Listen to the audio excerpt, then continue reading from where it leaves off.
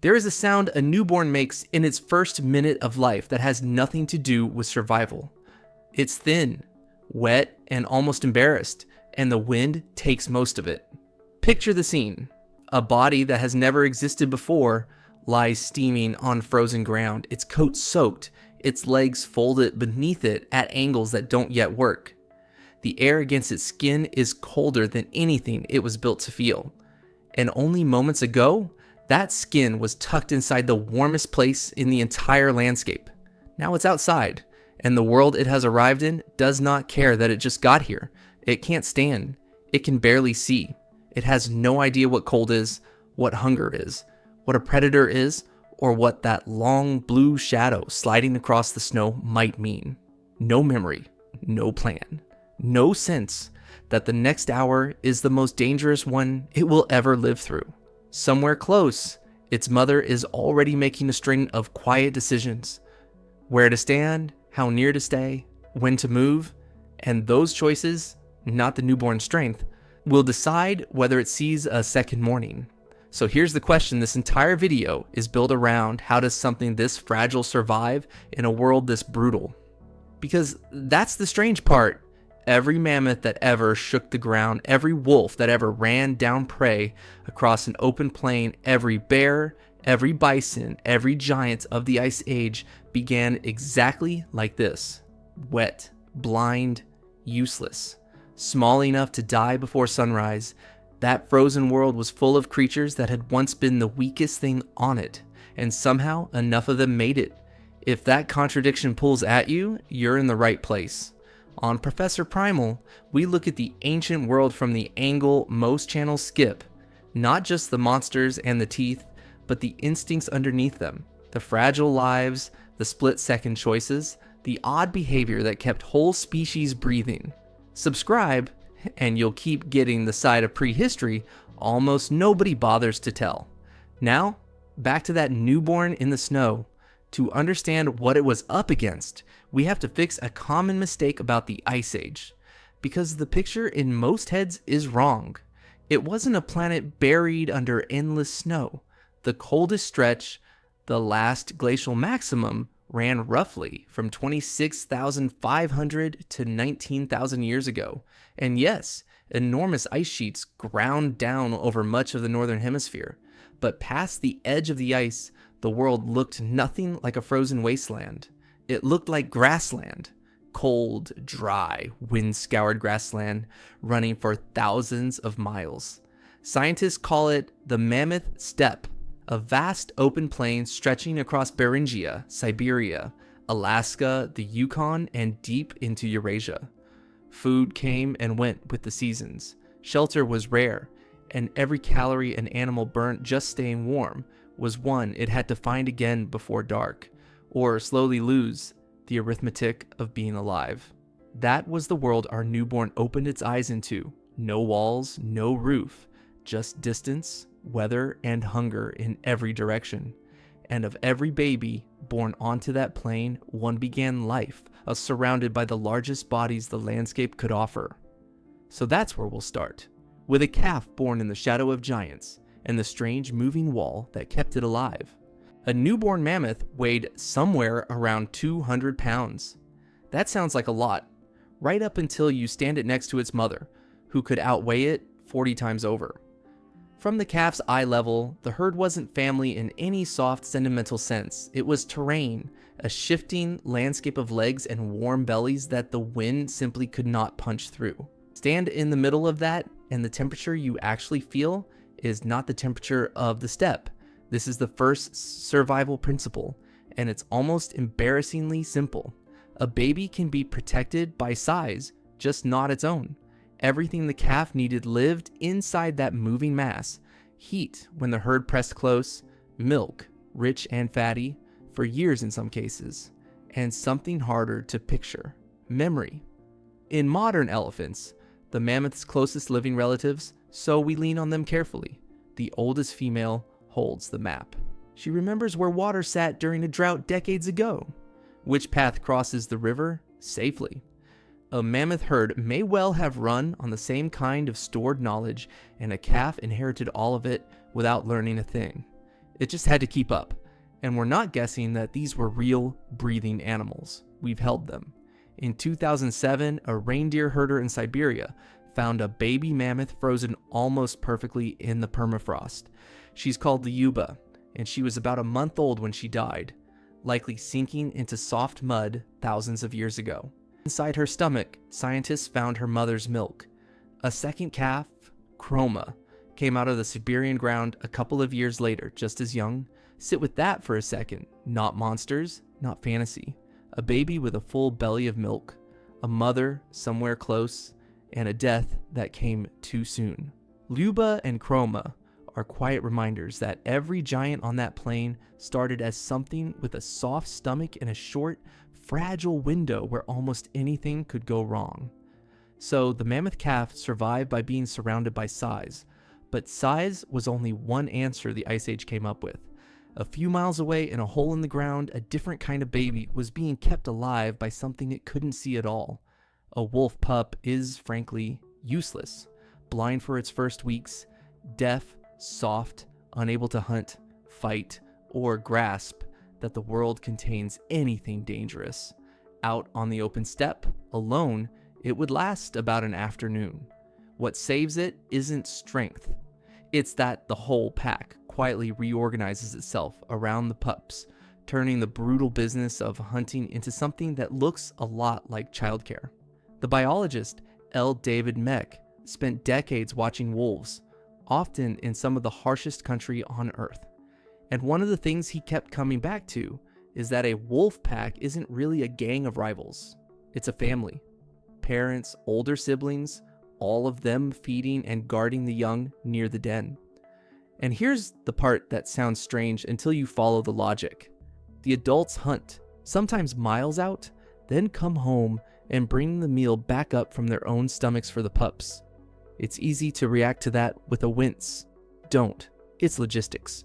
A wolf can't carry a carcass home in its hands, so it carries the hunt home inside its body. The den becomes the center of a living supply chain, food moving in one direction, the future of the pack waiting at the other end. Size on the steppe, cooperation in the den. Two completely different machines, both built to do one job. Keep something helpless alive long enough to grow teeth. But not every baby was wrapped in a herd, and not everyone had a pack running deliveries. Some of them faced the Ice Age with no walls, no army, and no backup at all. Their entire survival came down to a single, almost unbearable strategy: to vanish, to do, very deliberately, nothing. So picture the most literal disappearing act on the whole continent. A bear, deep in winter, tucked into a den under snow on root and rock, her body slowed almost to idle. She isn't eating. She hasn't eaten in months. And inside that dark, half-frozen chamber, she gives birth to something tiny, a cub, smaller than you would ever guess, nearly hairless, blind, weighing less than a pound in the bears we can study today. Here's the strange part. The mother is starving, and the cub grows fat anyway. Everything that cub becomes is paid for out of the mother's own body. Fat she banked all autumn, slowly turned into rich milk while she sleeps through the worst of the cold. She is, in a real sense, spending herself to feed it. The den isn't a hiding place. It's a second womb, built out of darkness and stored summer. We can't film a cave bear doing this, but the name itself tells you something. Cave bears are called that because their bones pile up by the thousands in the caves where they sheltered and often died through the long Ice Age winters. The behavior we see in living bears gives us a careful window into a strategy that's almost certainly ancient.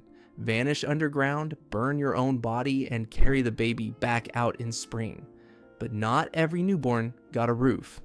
Out on the open plain, a bison calf was born into wind that could kill in hours, with no cave, no den, no walls. Oh, nothing but the bodies around it.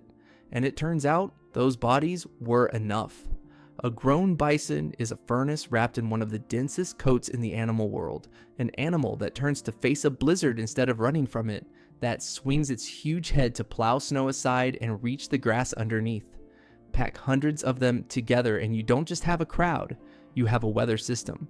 For the calf, the herd is three things at once. A windbreak that blunts the cold. A warning network that feels danger long before the calf ever could.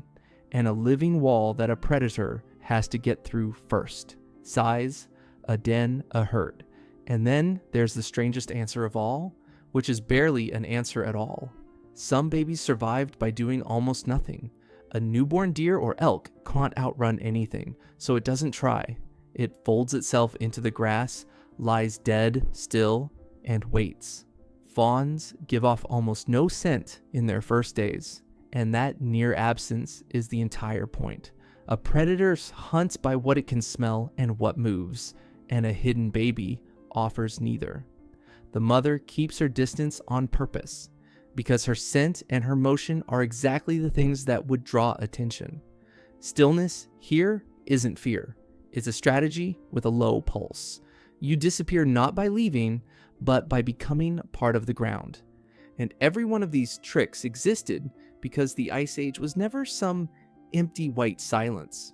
It was crowded with hunger. The cold was real, but the cold was almost the easy part.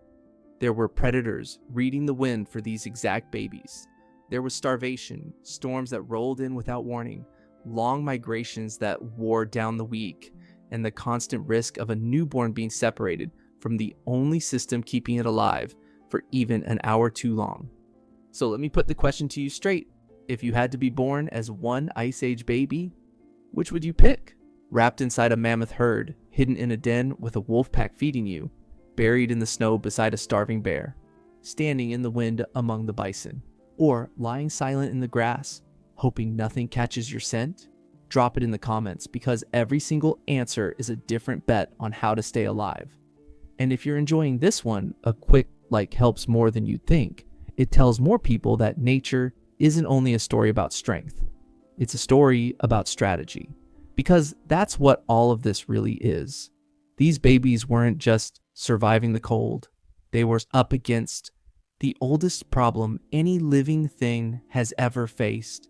The one every parent in every species is still solving right now.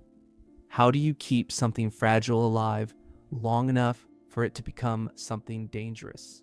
Step back far enough and a pattern comes into focus, and it isn't the one the Ice Age is famous for. We tell the story as a contest of weapons: longest tusks, sharpest teeth, thickest hide, survival of the strongest. But the strongest adult was useless in its first hour. Every weapon on that plane had to be carried through a stretch of life where it couldn't defend itself at all. So the Ice Age wasn't only won by strength, it was won quietly, by the systems that protected weakness long enough for strength to arrive. And the list of those systems is almost moving in how plain it is.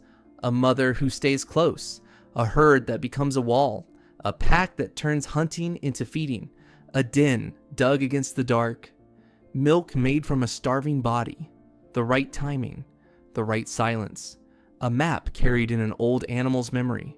None of it dramatic, all of it the actual reason the giants existed at all. Which brings us, finally, to the part that's hard to say out loud without it sounding strange. We know this pattern. We feel it before we can explain it. And the reason is simple. We were that newborn too. A human baby is one of the most helpless things born anywhere on Earth. It can't walk, can't clean, can't feed itself, can't follow the group for years. By the cold math of the steppe, we should never have made it. And we made it for the exact same reason the mammoth calf did. Someone stood between us and the dark before we even knew the dark was there. That's the thread running under the whole story, and it never really got cut. Every predator was once blind. Every giant was once small. Every survivor, no matter how terrifying it grew, was once fragile enough to be lost in a single night. The teeth came later. First, there was just something soft and something willing to guard it. So when you picture the Ice Age now, I hope it's not only the monsters you see, I hope you also see the thing the monster started as: a wet, shivering newborn that should have died by morning, kept alive by an older logic than fear itself. The world was brutal. It still is. But brutality was never the whole story. The whole story is that against all of it, Something kept choosing to protect what couldn't protect itself. Before you go, tell me one thing in the comments.